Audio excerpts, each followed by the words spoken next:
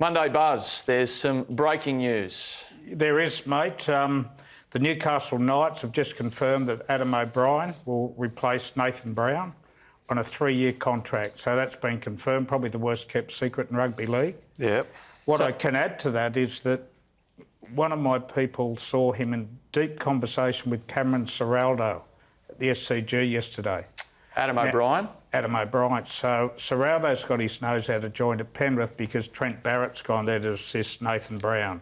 So I think you'll find Cameron Ciraldo in Newcastle as an assistant. David Furner was also another option that went there to interview. They might take both of them. As an assistant. So here's the thing I'm feeling right at this point. So this process was seemingly expanded by Phil Gardner, the CEO of the West Group, to eventually arrive back at the point that we all knew it would, with Adam O'Brien as head coach. I just think, Phil Gardner was interviewed today on Fox Sports, and he was saying on there that tried to defend again his actions, tried to say that he's been truthful, that if he wasn't being truthful, he'd put a PR spin and he'd do all that. Well, he's doing the PR spin. He's already invited everybody up tomorrow with open sessions to sit down and talk to him. So he's on the PR offensive right now. He's come out, he said that we'd like to thank the Roosters and in particular Trent Robinson for allowing Adam to go through this process. This is the process he denied occurred, okay? Like, it's just complete rubbish that he keeps peddling out. I think the Knights fans responded on the weekend by staying away from the game. They're just getting treated like dills up there. Hopefully with this statement here that Adam O'Brien's there for 3 years, they can start to repair some bridges up there. All right, so inside of this story that we know has had some hairs on it, that's had some negative tones to it, is the fact that Adam O'Brien, one of the best young assistant coaches coming through in our game, gets his first chance as a head coach. It's a great opportunity for him. He's done quite the apprenticeship, hasn't he? He has, but he'll need have the right team with him. Look, I hope when he gets up there, he gets up alongside the likes of John Quayle and gets some advice there, and the club gets behind John Quayle, who knows how to run a club, and they actually give him the support that they need. I think everything we have heard about Adam O'Brien as a coach indicates he will be a success.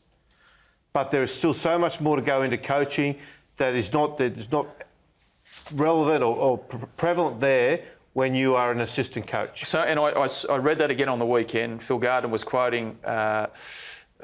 saying that he had a conversation with Matt Johns, who we all know has got a big football brain. He had suggested that Tim Sheens goes up there as a director of football, as a sounding board for Adam O'Brien, should he get the job. Is that still on the radar? And that was in the same weekend. It is on the radar, Ben, because Brian Canavan has said he's not happy about the way this has all been conducted.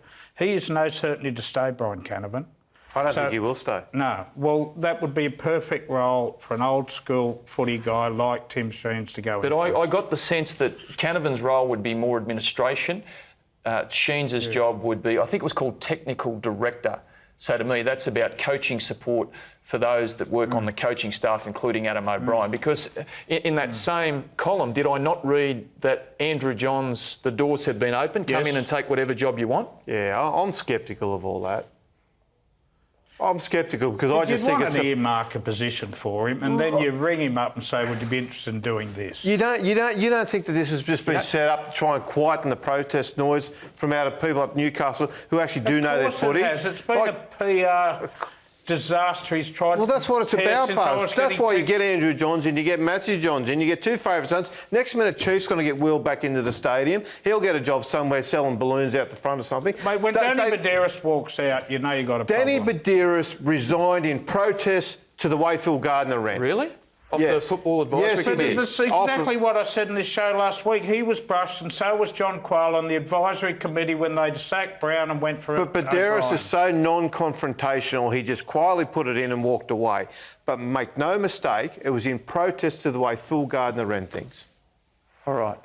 So all we know at the moment is Adam O'Brien will be the head coach of the Newcastle Knights for the next 3 years, up in the air. Tim Sheens potentially going up there as technical director.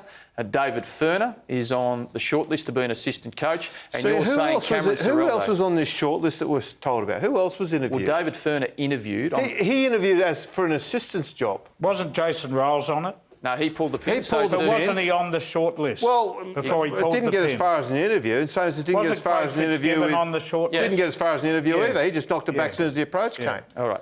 So who did you get an interview? Adam O'Brien. Did you get one, Ben? That's about it. You're about the only one who wasn't on the list. Okay. By the sound of it. All right, we'll leave it there. Phil Rothfield, good Thank to see you. you. Thanks for coming.